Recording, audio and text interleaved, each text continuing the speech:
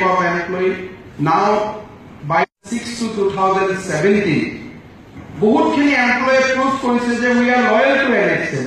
গতিকে তেওঁলোকে বেংকৰ লোন ল'ব লগা হলে why not NHM can stand as a guarantee? তাৰ কি সমস্যা আছে? মই দেখা নাথাকে এবছৰ কাম কৰা 2 বছৰ কাম কৰা থাকিব পাৰে, কিন্তু 10 বছৰ কাম কৰা এমপ্লয়ী খিনিয়ে বেংক লোন পাওঁতে আমি তেওঁৰ ফৰ্মখনত চহী কৰোঁতে আমি কি যায়? যদি বেলেগে আপোন ঘৰৰ আঁচনি পাব পাৰে, why not NHM employee? They can also get it. So মই এটিকে ক'ব খুজো যে হয় আপোনালোকে দেখিব যে ডিউৰিং দিস প্ৰসেস আমি একেদিনে মই সব কাম কৰিব খোজা নাই. We have today taken 3 important steps. আৰু পৰ্যায়ক্ৰমে আমি বাকি আমাৰ দায়িত্বখিনিও আমি পালন কৰিবলৈ আমি বদ্ধ পৰিকৰ and we will continue to discharge our responsibility. তাত কোনো সন্দেহ কৰাৰ কোনো অৱকাশ নাই. আমি আমাৰ কাম কৰি গৈ থাকিম. আজি এই দিনটো মই এটা কথাই ক'ব খুজো যে আমাৰ ৰাজ্যখনত অলপ যদি 10%, 20%, 30% আমি যদি মানুহ পজিটিভ হৈ থাকো, সোসাইটিখনত বহুত পৰিৱৰ্তন হ'ব পাৰে. মানুহৰ মাজত প্ৰশ্ন আছে, সমাজত বিশৃংখলতা আছে. এতিয়া মই হেল্থ মিনিষ্টাৰ হিচাপে নহয়, কেতিয়াবা গাড়ীখন লৈ মই কিছুমান মেডিকেল কলেজত যাওঁ. মই যেতিয়া জগন্নাথপুৰীত যাওঁ তেতিয়া মই কটক মেডিকেল কলেজত যাওঁ, এনেই চাবলৈ. যেতিয়া মই বেংগলোৰত যাওঁ তাৰ মেডিকেল কলেজখনত সোমাওঁ. ইউপিত যেতিয়া যাওঁ তেতিয়া মই তাৰ সঞ্জয় গান্ধী মেডিকেল কলেজবিলাকত যাওঁ. কোনোবাই যদি এপলত গৈ আমাৰ মেডিকেল কলেজখিনি তুলনা কৰে তেতিয়াতো কথাটো ভুল হৈ যাব. কিন্তু মইতো বিচাৰো যে আমাৰ হেল্থ ডিপাৰ্টমেণ্টৰ ফালৰ পৰা আমাৰ সাংবাদিকসকলক ভাৰতৰ মেডিকেল কলেজবিলাকত লৈ যাব লাগে. And they will also people will realise যে আমি কিমান আগুৱাই গৈছো স্বাস্থ্যৰ ক্ষেত্ৰত. আমাৰ চিভিল হস্পিটেলবিলাকৰ যিবোৰ পৰিৱেশ, তিনচুকীয়া, শিৱসাগৰ, আমাৰ বহুত চিভিল হস্পিটেলত যেনেকুৱা পৰিৱেশ, তেনেকুৱা চিভিল হস্পিটেলত মই নিজে উৰিষ্যাত মই যিখন পুৰী বুলি ক'লেতো তাতকৈ ডাঙৰ জেগা একো নাই, তাৰ ডিষ্ট্ৰিক্ট কালেক্টৰ আমাৰ অসমীয়া ল'ৰা আছিল, তেওঁৰ লগত মই আজিৰ পৰা 6 বছৰ আগত ডিষ্ট্ৰিক্ট হস্পিটেল চাব গৈছিলো. 6 বছৰ আগতে আমাৰ যিকোনো চিভিল হস্পিটেলৰ তুলনাত এখন হস্পিটেলো আমাৰ লগত প্ৰতিযোগিতা কৰিব নোৱাৰে. উই ৱেৰ অন ডেট পজিশ্যন. আজিতো আমি আৰু বহুত আগবাঢ়ি গলো.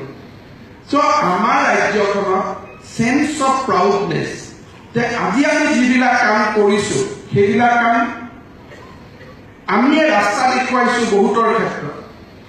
আজি আপোনালোকে চিন্তা কৰক যে অটল অমৃত অভিযান, আজি আমি দেশত নহয়, এছিয়াত নহয়, ৱৰ্ল্ডত এনেকে 3 কোটি মানুহক এটা স্কিমত সামৰি এনেকুৱা হেল্থ ইঞ্চুৰেঞ্চ স্কিম হোৱা বুলি মই আজিলৈকে ক'তো শুনা নাই. অহা 18 তাৰিখে ভাৰতৰ উপ ৰাষ্ট্ৰপতি ভেংকায়া নাইডু ডাঙৰীয়া আহিব.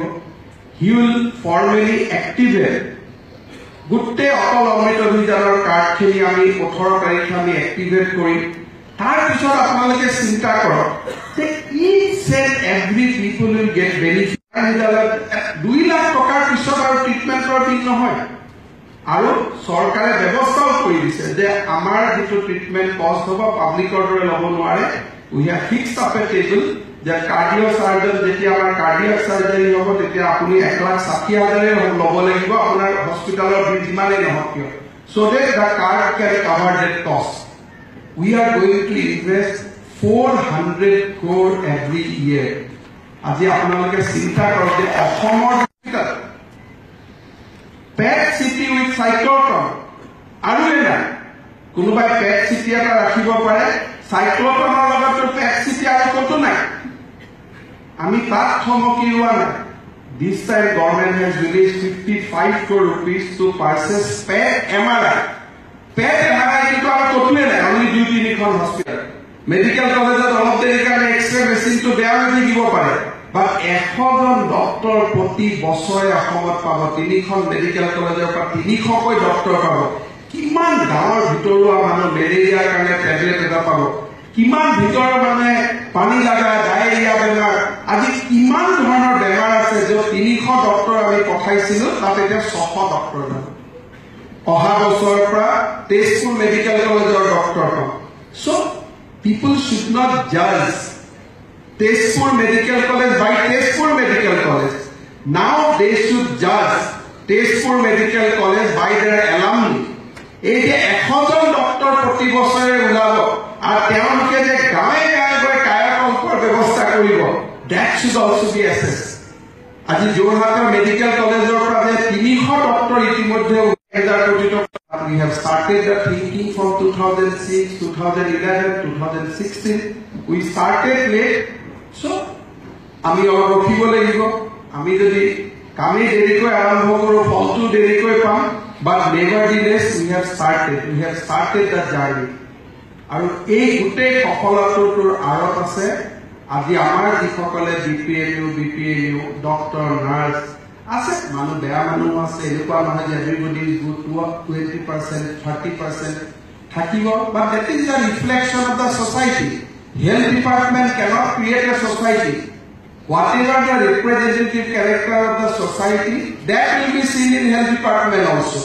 আজি যদি আমাৰ society খনত বেয়া মানুহ আছে, health department বেয়া মানুহ থাকিব, because society এটো সূক্ষ্ম ৰূপ এটা health department.